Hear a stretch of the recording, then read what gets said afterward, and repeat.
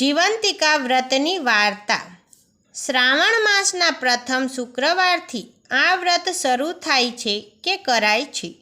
જો પ્રથમ શુક્રવારે ન થઈ શકે તો બીજા શુક્રવારે શરૂ કરી શકાય। પ્રાતઃકાળે ઉઠીને સ્નાન વિધિથી પરવારી માની તસવીર સામે 5 દિવેટનો ઘીનો દીવો કરવો, અબીલ, ગુલાલ અને પુષ્પોથી પૂજા કરવી, સ્તુતિ પ્રાર્થના કરીને કથા સાંભળવી। આ વ્રત કરનાર સ્ત્રીએ પીળા વસ્ત્રો, પીળા અલંકારો કે પીળા રંગની વસ્તુઓનો ત્યાગ કરવો અને લાલ વસ્ત્રો પહેરવા, પીળા મંડપ નીચે સૂવું નહીં અને ચોખાનું પાણી ઓળંગવું નહીં। કથા પૂરી થયા પછી 5 દિવેટોના દીવાથી આરતી ઉતારવી, ખાંડના શીરાનો કે સાકરનો પ્રસાદ વહેંચવો અને પોતાના સંતાનની રક્ષા માટે માતાજીને પ્રાર્થના કરવી।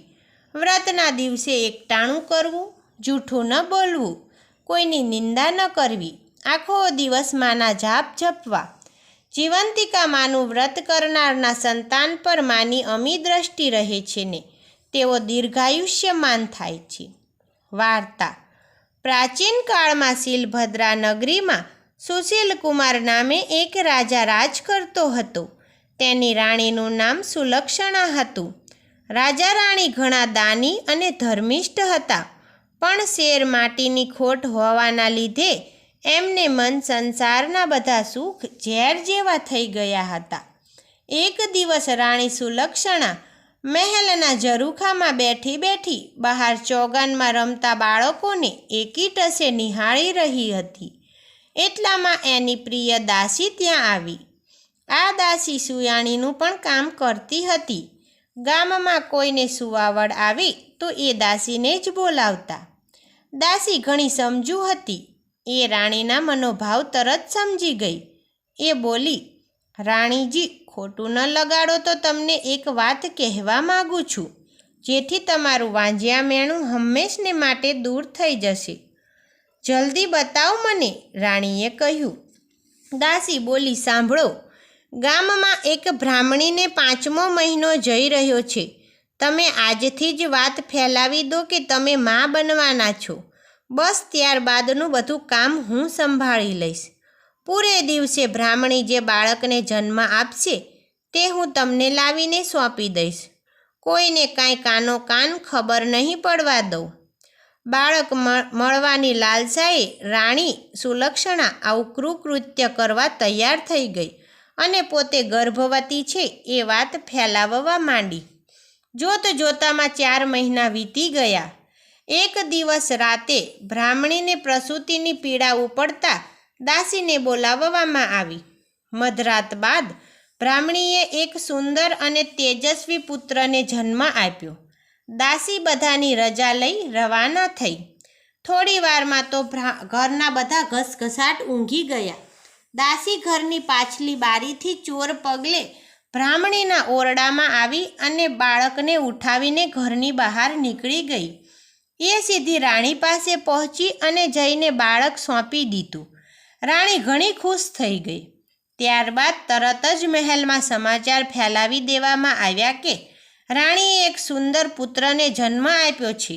આખા નગરમાં આનંદ છવાઈ ગયો। ઘેર ઘેર દીપમાલા પ્રગટી આખું નગર ઉત્સવ ઉજવી રહ્યું છે।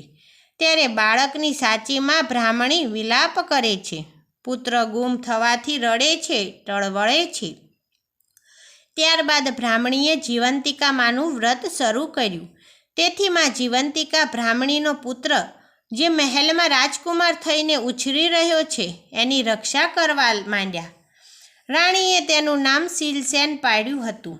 શીલસેન મોટો થવા લાગ્યો।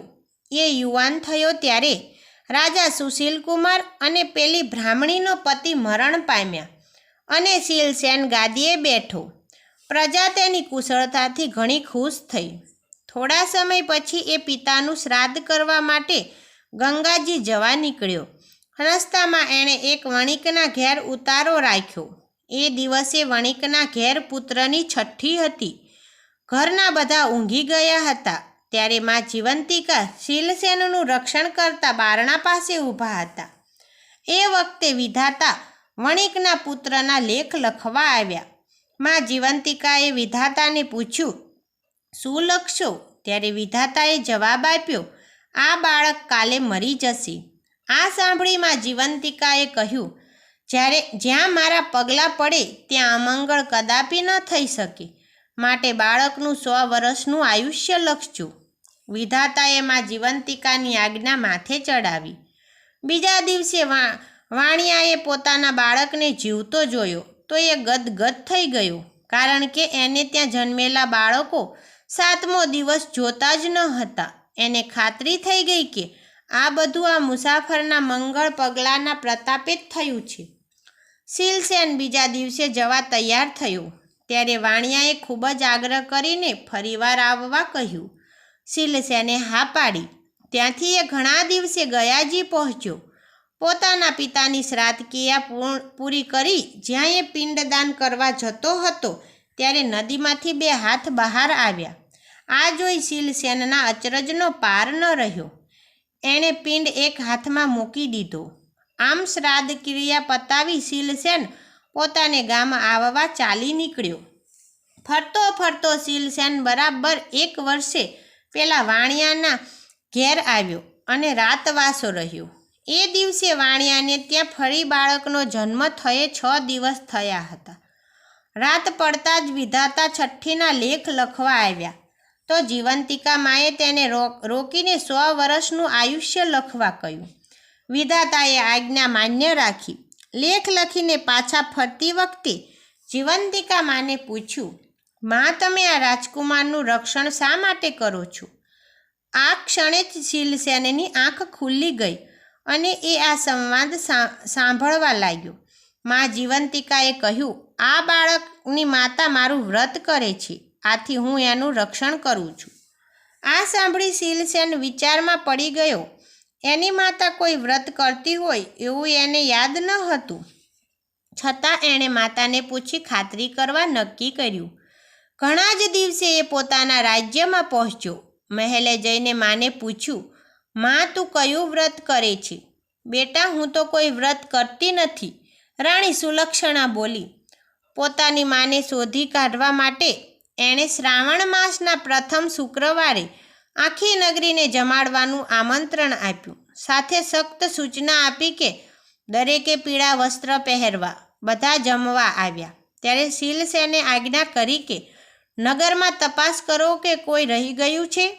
થોડી વારે સૈનિકોએ આવીને કહ્યું કે એક બ્રાહ્મણી પીળા વસ્ત્ર પહેરીને આવવાની ના પાડે છે. આજે એને પીળા વસ્ત્ર નહીં પહેરવાનું વ્રત છે. આ સાંભળી રાજકુમાર ગદગદ થઈ ગયો. એણે તરત જ બ્રાહ્મણી માટે લાલ રંગના વસ્ત્રો મોકલાવ્યા. એ પહેરીને બ્રાહ્મણી આવી. શીલસેન સામે આવતા જ એના ધાવણમાંથી દૂધની ધાર છૂટી અને શીલસેનના મોંમાં પડી. આ જોતાં જ નગરજનો અચરજમાં પડી ગયા અને એકી અવાજે બોલી ઉઠ્યા, આ જ રાજકુમાર શીલસેનની માતા છે. ત્યારબાદ શીલસેને રાણી સુલક્ષણાને બધી વાત પૂછી. રાણીએ રડતા રડતા વાત જણાવી દીધી. શીલસેન પોતાની સગી જનેતાને ભેટી પડ્યો અને એને પોતાની સાથે મહેલમાં રાખી. એ દિવસથી આખા ગામની સ્ત્રીઓએ પોતાના વહાલસોયા બાળકોની રક્ષા માટે જીવંતિકા માનવ વ્રત કરવાનું શરૂ કરી દીધું.